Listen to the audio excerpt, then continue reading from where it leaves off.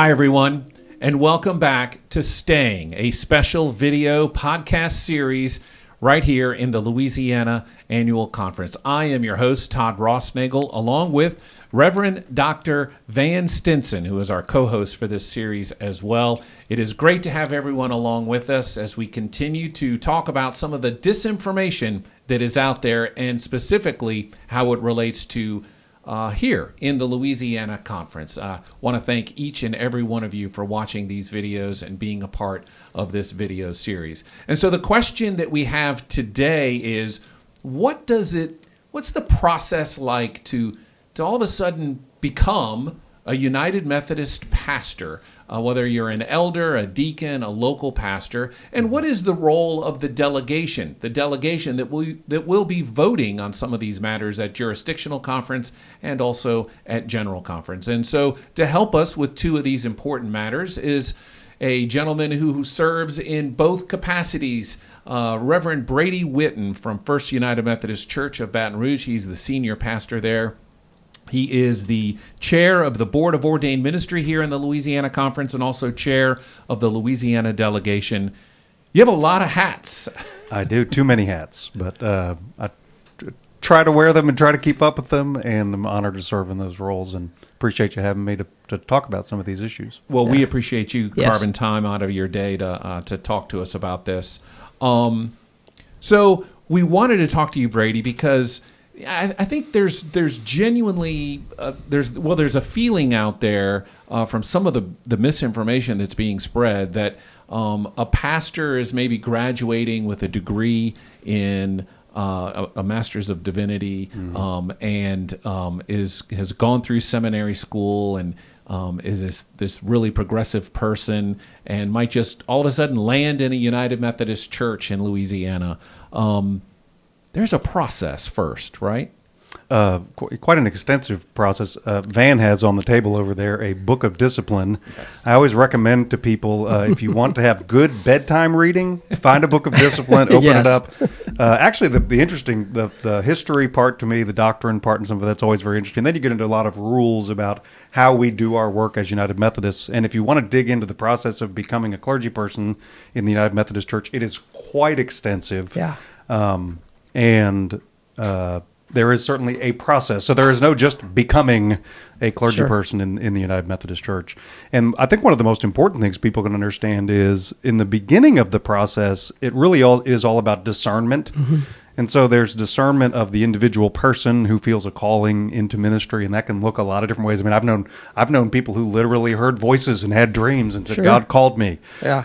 And for other people, it's a process of kind of unfolding and uncovering and discerning in conversation with people. But so it starts out with an individual's discernment. The very first thing they're supposed to do if they're feeling a call to ministry is they go talk to the pastor of whichever church they're a member of. Right. One of the rules that people may not know is you actually do have to be a member of a United Methodist Church. Yes. Used to be for 2 years. Now it's 1 year. So you have to have established membership. You're supposed to be serving in some sort of leadership capacity in the life of the church. But you'd go sit and talk with your pastor. And in that discernment, you get a book to read. There's a book called Christian as Minister. And I mean, and again, this just begins this process of discernment that goes on to the district superintendent. Then it comes back to the local church, to the staff parish relations committee. And I think that's one of the really important parts of the process is that your church that you're a part of and the people who know you are going to talk to you and say, well, do we see the gifts and graces in this person for ministry? So there's the big early discernment process before you ever think about going to seminary or doing any of these other things. But I'm trying to think when I began the process, I did a little non-traditional. I went to seminary because I was interested in studying about Jesus before I ever began the official process. Yeah. But I think if you do it the way people normally do it, it could take, at least a year of discernment, and that's doing it pretty quickly before school. Then you've got 3 years minimum of seminary education if you're going that route. Then there's a 3-year residency process. And so you're talking about a 7 or 8 year process before you're even considered for commission. It's a long process. Well, and some of the rumors out there are, or I don't even want to call them rumors. I mean, they're just flat out misstatements and false information that's out there. Is that, well, let me just ask it straight away this way: if someone were to deny the Trinity or deny the virgin birth of Jesus Christ, and they were inside the system to potentially become either a licensed local pastor, a deacon, or an elder, there are enough gates in the process to where that would be a red flag in the system. Yeah. So every step along the way, you are asked to do doctrinal questions, and you do them in writing. And we do allow for, some of the doctrinal questions, and some of the earliest questions have to do with your own experience of God. There are some questions that John Wesley actually put together, known as the questions for the examiners. Yeah. And they ask questions like, do they know God as a pardoning God? Have they fruit for ministry? But that's early in the process. When you come for commissioning, and this is for elders and deacons, you answer a set of doctrinal questions, and then you answer another set of doctrinal questions, and they're pretty extensive. I mean, you're talking 30, 40 pages of written doctrinal work before you come for ordination. And every step along the way, very classical sort of doctrinal questions are asked about your belief in the Trinity, about God, about Jesus as Savior, and the nature of sin, and all those kinds of things. And yes, if somebody answered something that was really off the field, I would say out of bounds, that would certainly show up and would be a red flag. And what happens a lot of times is we would ask the person to go back and rewrite those questions, do some more reading. But we do have, and I don't know how many, again, if you want to go back and read your Book of Discipline, John Wesley did give us what we know as Articles of Religion. They were adapted from the Anglican Articles of Religion, and they have our very basic doctrinal statements as United Methodists, and we do hold people in this process to being able to explain how they understand those doctrinal standards. Yeah. And not to get too weedy in the process, but the Board of Ordained Ministry is busy kind of off on one side doing their work for the conference. And then, Van, there's the work of the cabinet and the appointive process. I mean, you're working in tandem to say, we feel like this person, the Board of Ordained Ministry says this person has the gifts and graces to be appointed. And that process begins to say, we shall appoint this person to this particular church, and it's a varied group of people. Yeah. Well, I mean, I think that Brady highlighted the fact that we have multiple layers of accountability built into the system. One, to become a candidate for ministry, there's accountability with your pastor, with your peers, with your local congregation. To become, a certified candidate, you've got to have the accountability process of the district committee on ministry, the conference board of ordained ministry, which Brady heads. I mean, multiple layers, getting to the point even where if you're looking for an appointment, then you're going to have accountability to a district superintendent, to a bishop, to a cabinet. All of this leads to a process, for some of licensing, for some of commissioning and ordination. For all of us, and I think this is where the process really becomes real, that accountability follows us throughout our entire ministry. We commit to one another, both coming into the system and living in the system, to be accountable to one another and accountable to the mission. I think it's important for us to say that as well-versed as someone is theologically on the great doctrines of the church, the bottom line expectation for any candidate for ministry who's seeking an appointment is that you've got to clearly articulate a Wesleyan understanding of your faith, of our tradition, of what it means to live that out in an accountable way, both as a disciple of Jesus Christ and as a commissioned, licensed, or ordained clergy person in the annual conference. And throughout this entire series, we have been using... and I apologize. I keep apologizing for this because I don't like using political language to define people. But we keep using language like, progressive, conservative, center, left, right. But it does bring up there is misinformation out there that because the church may potentially be leaning more progressive in the potential future, which is not something that has been determined, but if that were the case, Right. that there is no room for conservative principles and conservative values and conservative theological perspectives. But the Board of Ordained Ministries pathway, as much as we've been talking about the path that goes forward, that river is wide, and there are banks to the river, but there is a lot of room. So my systematic theology professor, I went to Drew Theological Seminary, was a guy named Tom Oden. And Tom was really one of the great Methodist theologians, United Methodist theologians of the 20th century. I mean, and I'm not exaggerating that. Sure. And he used a term called a generous orthodoxy. And I always kind of pictured it almost like, so we're Louisiana, right? So think football field, right? Yeah. That, football fields have boundaries, right? You can go out of bounds, but inside that field, there's a lot of room to move around. Sure. Yeah. And that's always been my understanding of not just the United Methodist Church, but the historic Christian faith is this, it's a broad playing field. Now, there are boundaries. I mean, Sure. so for me, I'll tell you one of the clear boundaries for me is the divinity of Christ. And so I'll talk to people quite regularly and say, the divinity of Christ is one of the cornerstones of the Christian faith. So if a Christian person says to me, I do not believe in the divinity of Christ, to me, that puts them outside the Sure. playing field. They're out of bounds. Yeah, they're out of bounds. Now, we can talk about that. Let's have a conversation about that. Because I think it's fair to say I struggle to understand the divinity of Christ. I wrestle with the idea of the God who comes in the flesh. Like all of those are in bounds. But back to the idea of progressive, traditional, I think there is room in that wide playing field for traditionalists and progressives in these. I agree with you. These are political terms, which I really don't know that they have a place in the church. Right. But the question is, are we staying in these boundary lines? And for me, I know what I would consider Orthodox Christian people who tend to be a little more progressive in their understanding of things, in the sense of we need to be paying attention to being caring and compassionate to people. And there may be times where we need to bend some of our rules to allow ourselves to be compassionate and caring.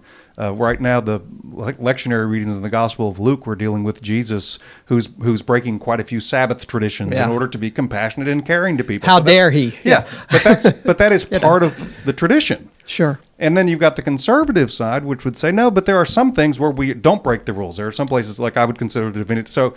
Within the wide playing field of this generous orthodoxy, there is room. And I think the Board of Ordained Ministry and the cabinet and other people in the United Methodist Church try to create that room. And I think that actually makes us richer as a community. Yeah, and again, the idea out there that somehow conservatives don't have a place in the church, and Van, we've already heard from Weldon Barres as an example. Sure, I was just reflecting on that. Yeah. One of our guests here on the series that has a very different perspective than Jay Hogwood, who we've also had on the series. Very different theological viewpoints on this one particular issue. But both grounded in Scripture. And staying. And I think that's and so this idea that someone is being forced out or a church is being forced out, I mean, it's just patently false. It is patently false. And I think listening to Brady, you articulate that. The beauty of Wesleyan theology is that we're willing to hold the tensions. Yeah. The divinity of Christ. We also have to hold that in tension with the humanity of Christ, because the doctrine of the incarnation is that both divine and human. Right. The mystery underneath all of that, we have to struggle with that. We have to seek to understand it. You can't have one without the other and be a faithful Christian. That's the tension there. Yeah. Wesleyan theology, grounded in Scripture, is committed to holding those tensions and to even if we disagree, to loving one another through that, and to love someone enough to say, you've entered a process that clearly now we have to say, I'm sorry, you're not able to articulate a theological understanding of whatever it might be to the level that we deem acceptable enough for you to continue on in the process. And that happens all the time. It's not strike three, you're out. Right. It's that how do we help you begin to articulate and understand your own theology in a way that fits into those parameters, the banks of that river, the sidelines of that field. Right. That's our process, and it's served us well for generations. Yeah. It's not going anywhere. Yeah, and I'll say I've served on the Board of Ordained Ministry for years, and it's really it's work that I've been a part of in our annual conference that is very rewarding. It helps me ask questions about my call, about my theology, but I have always been extremely impressed, and the bishop nominates people to the Board of Ordained Ministry. Bishop Hutchinson and Bishop Harvey, who I've both served under, really do try to create a board that they take it very seriously, representative of our conference. Right. And the people on the Board of Ordained Ministry really are very prayerful and take the work very seriously, almost to the point where I joke sometimes, like, all right, how much longer are we going to talk about this? Sure. But it is never handled flippantly or casually. It's something we take very seriously. And I've always been very impressed with the people who are on the board and they bring their minds and their hearts to that whole process. And so, if I can say anything, I think that we really can trust that process. I've actually heard people through the years talk about the accountability piece who are grateful to know that if you are a United Methodist clergy person, that you have been through a process, you have received education, and there are people watching over you, as opposed to some other churches, and I'll be a little polemical about it, who just somebody stands up one day and goes, hey, I want to be a pastor. Right. And they, put their hands on them the next Sunday and they're a pastor. That we actually do have processes and procedures and accountability in place. And I hear from people quite regularly that they're grateful for that. And I'm grateful for that. Yeah. But guys, those liberal seminaries, we hear that all the time. Sure. Mm-hmm. And I want to address that because the three of us have had seminary experience. A good seminary will challenge your beliefs. Mm-hmm. Yeah. And there is a difference between learning theology and providing theology, both learning it in the classroom and then providing it in the local church context. What can both of you say about the process of being challenged in a seminary? I've shared some of the questions that my professors have asked me, and there's been some, that's a really interesting question. Why would they ask that? And of course, it's just in that one, it's not taken in full context. But Van, what do you remember about learning theology? Can you remember that long ago, Van? Wow, yeah, it's you're asking a lot this day. I think that Brady and I were talking about this earlier. We sort of went through seminary about the same time, and back then it was, those seminaries they're gonna rob your faith. They're gonna destroy your faith. And I can remember someone saying to me early on, if your faith gets destroyed through a seminary experience, then it was not a faith that was going to sustain you over the course of your life, much less over the course of your ministry. Mm-hmm. We are constantly having to open ourselves up to questions, to probings, so that we can more clearly understand what it means to be a Christian, what it means to follow Jesus, and how we articulate that in an ever-changing world. That's the gift of a theological education. The phrase, liberal theological education used to have a very, very positive connotation. Mm-hmm. It's that the term has taken on a different meaning now, and many folks, and that's one thing I'd like for us to maybe address, many folks have taken a term, much less, other terms, evangelical,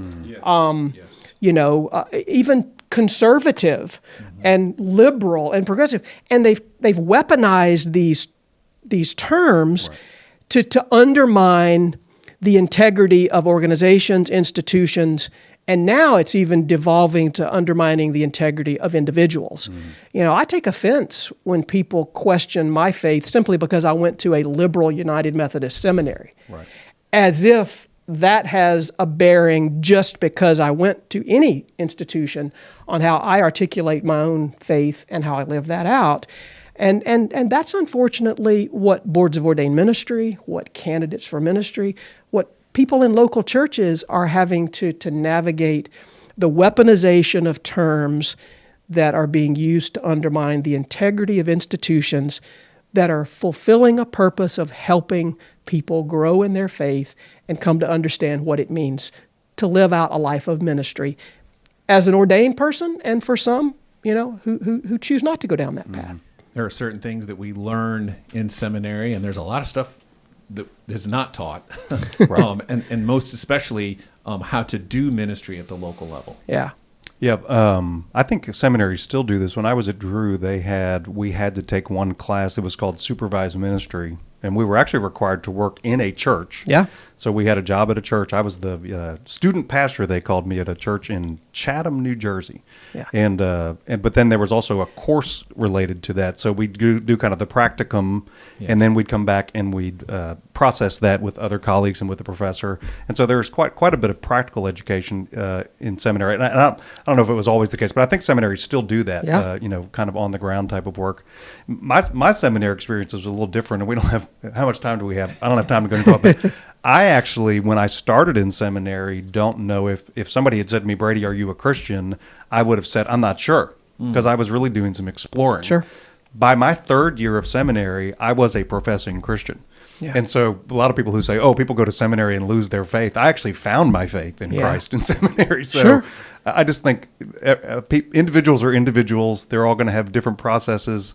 We do have a rich history of theological education in the Methodist tradition. Yes. I think one of the things we have to remember is that John Wesley himself was a college professor. Yeah. And so this whole idea somehow that education is somehow the antithesis of faith is, first of all, not a part of our history as Methodists. Mm-hmm. And again, in my own experience, my educational experience helped to deepen my faith to where I became a adult professing Christian person. And you still had to then articulate that to a board of ordained ministry, yes. even after you found that faith, Right. which again is it's the beauty of our system. It's an ongoing. I go back, I still occasionally do this. I've got the file of all the stuff I read through my process. But so I said, you answer some doctrinal questions when you first enter the process, and then you do this residency where you're working in a church, and this is during the 3-year residency, and you answer similar questions at the end of that 3-year process. And I go back and I look at what I wrote the first year, and I thought, how did anybody ever accept this from me? This is awful, Yeah. And then I look 3 years later, after 3 years of working in a church and dealing with people and dealing with real practical questions of ministry, and my theology shifted and changed, And so, we're, as Van said, we're constantly learning, we're constantly growing, but I do think for me, this is where I'm conservative. Within that broad playing field of the Orthodox Christian faith, there are boundary lines, and I get a little. I've told some people in my church, who have said, "Oh, well, the Methodist Church is going to stop believing in the Trinity, or the Methodist Church is going to stop believing in the divinity of Christ." So you are hearing that? I'm hearing that, from a few people, and I've said, and I've told one of the members of my church, I said, if that happens, I will leave with you, right? Because those are my no's, Yeah.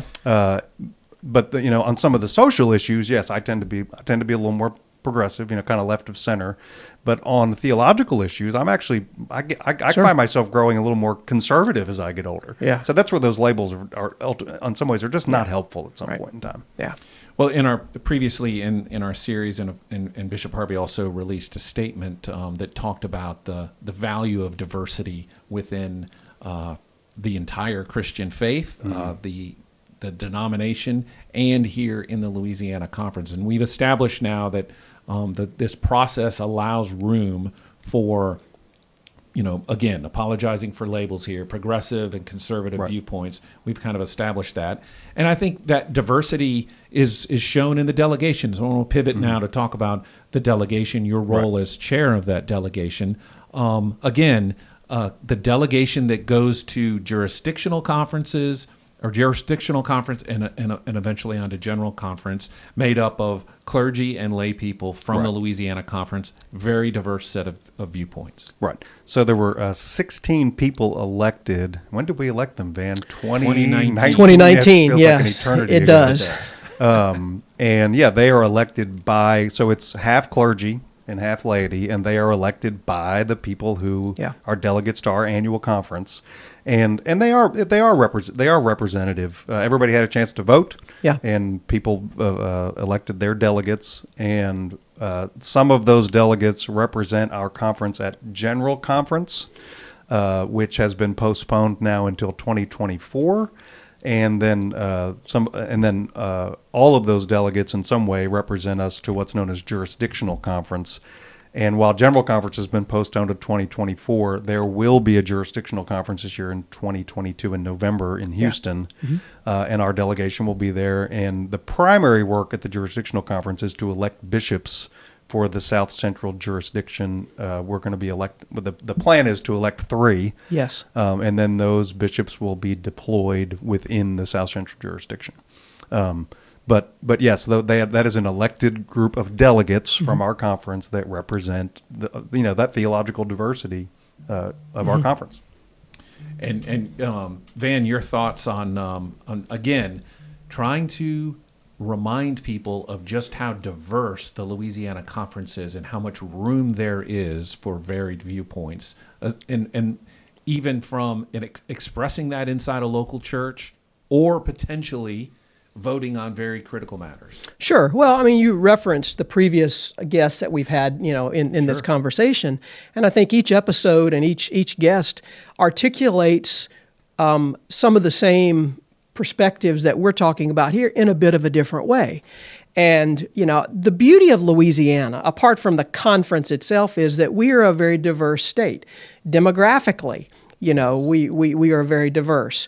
You travel from Shreveport all the way to Plaquemines Parish, you're going to drive through some of the most diverse landscape and community, anywhere that you can find. That also is representative in our conference, certainly in our clergy and in our laity, and we celebrate that. I think that diversity is something that we ought to celebrate, not undermine, and seek to make it something that ought to be avoided, as if somehow some homogeneous universal agreement is going to solve all the problems in the church and the world. Sadly, that's just not something that we ought to buy into. I think I'd be shocked if y'all have not talked about this Wesley quote. It's actually not Wesley who said it, but somebody else said it. But it's often attributed to Wesley. Yeah. This idea that in essentials, unity; in non-essentials, what's the line? Liberty or charity? Liberty. Yeah. In all things, charity, and charity, of course, is that 18th century word for love. So basically, what Wesley's saying is in essentials, unity; in non-essentials, liberty; and in all things, love. Yeah. And I think the debate we're having right now in the church is, okay, what are the essentials and what are the non-essentials? And for some people, like for me, the question of same-gender marriage is a non-essential. And I understand some people would strongly disagree with me about that. For me, have a place is in that's okay. Yeah, right. But for me, the non-essentials are those doctrinal questions that are enshrined for us in the Articles of Religion. And I don't know if a lot of people know this, but the Articles of Religion of the Methodist Church, they cannot be changed. They cannot be amended. It takes a lot. Yeah, it does. But this idea that somehow that's going to all be flipped willy-nilly on its head in the next 6 months, it's not going to happen. It has withstood the test of time through everything we've been through over the last 200 plus years. Right. The Articles of Religion have held firm and fast. Right. Now, are there people, lay people and clergy people, who struggle with the Articles of Religion, who question them? Of course there are, but there have always been those people. But again, if we think about that playing field and those boundary lines, those boundary lines are drawn out pretty clearly. And I will tell you, as somebody who is progressive on the question of same-gender marriage, I have no intention of changing or am interested in changing any of those doctrinal essentials. And so there's that wide playing field, diversity. And, the question for me about the diversity issue is, and when I'll be transparent since we're talking about this stuff pretty openly, is I struggle with the people who are basically saying, we don't want to be in conversation anymore, we're leaving. Right. And that's when you go, okay, well then we can't talk anymore. Sure. And I think as long as we're saying, hey, we're all United Methodists and we're all in the same family and we're willing to kind of have these conversations, let's have them. And by the way, we have voting processes and we have other ways where we make these decisions together, and let's honor our covenants together and let's honor our time together. Then there's all kinds of room for talk and conversation. But as soon as I'm sitting at the table with somebody who says, but I'm leaving, then I kind of have to go, okay, well, then can we still talk? Right. It becomes difficult. Sure. Yeah. Well, Brady, thanks for your time today. Mm-hmm. This has been a fantastic conversation, and quite the opposite of the word leaving. Our conversations have been grounded in the word staying. So thank you so much for carving time out of what I know is a very busy schedule and joining us here. Yep. Happy to do it. Thanks for having me. Yeah. And a reminder to our viewers, if you have a comment we know you might have an opinion. Be sure to leave a comment on the YouTube link. We'd love to hear from you. All comments are open and will be read. So we want to hear from you during this series. And thanks again to all of you for joining us. This has been part of our series called Staying, a special podcast video series produced by the Louisiana Now right here in the Louisiana Conference. Thanks so much for joining us. Have a great day, everyone.